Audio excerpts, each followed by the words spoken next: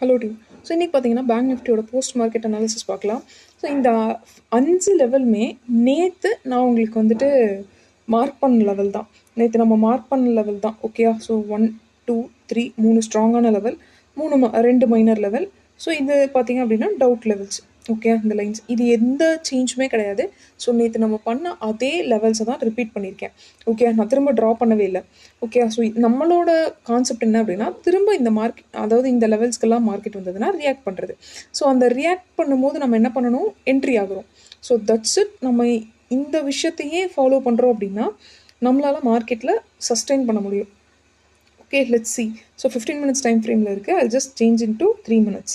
Because bank நிஃப்டியை பொறுத்த வரைக்கும் 3 மினிட்ஸ் வந்துட்டு நல்ல கன்ஃபர்மேஷன் கொடுக்கும். ப்ளஸ் என்ட்ரி லெவல் பொறுத்த வரைக்கும்னா ஈஸியாக என்ட்ரி ஆகிடலாம். ஓகேயா? ஸோ இதில் பார்த்தீங்க அப்படின்னா மார்க்கெட் இந்த ஏரியாவில் பட்டு திரும்புது. அதாவது மார்க்கெட் வந்துட்டு ஃப்ளாட்டாக ஓப்பன் ஆகிருக்கு. ஓப்பன் ஆகி ஒரு ஃபால் வந்திருக்கு. நெக்ஸ்ட்டு இந்த கீ ஏரியாவில் பட்டு மார்க்கெட் திரும்புது. ஓகேயா? ஸோ மார்க்கெட் திரும்பும் போது என்ன பண்ணுது அப்படின்னா உங்களுக்கு ஒரு அக்யூரேட்டான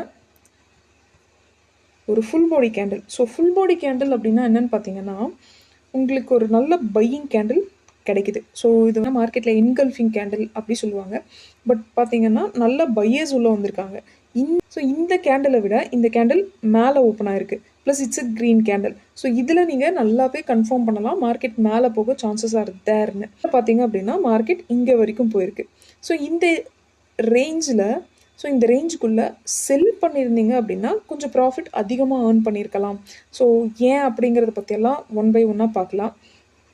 நெக்ஸ்ட் ஆப்பர்ச்சுனிட்டி எந்த இடத்துல இருந்தது அப்படின்னா, நெக்ஸ்ட் ஆப்பர்ச்சுனிட்டி இந்த ஏரியாவில் ஒரு ஃபால் இருக்குது. ஸோ இந்த ஏரியாவில் பார்த்தீங்க அப்படின்னா கிராஸ் பண்ணாலுமே கூட உங்களோட எஸ்எல் நீங்கள் எங்கே வச்சுருக்கணும்னா டேவோட ஹையில் வச்சுருந்தீங்க அப்படின்னா நீங்கள் எஸ்எல் ஹிட் ஆகாமல் இந்த என்ட்ரியை நீங்கள் கேப்சர் பண்ணியிருக்கலாம். இதுவுமே ஒரு ஃபுல் பாடி கேண்டில் மாதிரி தான் ஃபார்ம் ஆகுது. ஸோ ஓகே, ஸோ இதுவுமே ஒரு ஃபுல் பாடி கேண்டில் மாதிரி தான் ஃபார்ம் ஆகிருக்கு. ஸோ இந்த என்ட்ரி பார்த்தீங்க அப்படின்னா உங்களுக்கு ஒரு ஸ்கேல்பிங்காக இருந்திருக்கும்.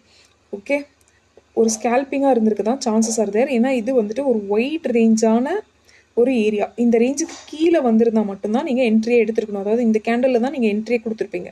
ஸோ இதுக்கப்புறமா தான் உங்களுக்கு ப்ராஃபிட்டே. ஸோ இந்த மார்க்கெட்டில், அதாவது இந்த ரேஞ்சில் பார்த்தீங்க அப்படின்னா, இந்த ரேஞ்சில் பார்த்தீங்கன்னா உங்களுக்கு பையிங் பண்ணியிருந்தீங்கன்னா நிறைய ப்ராஃபிட் வந்திருக்கும்.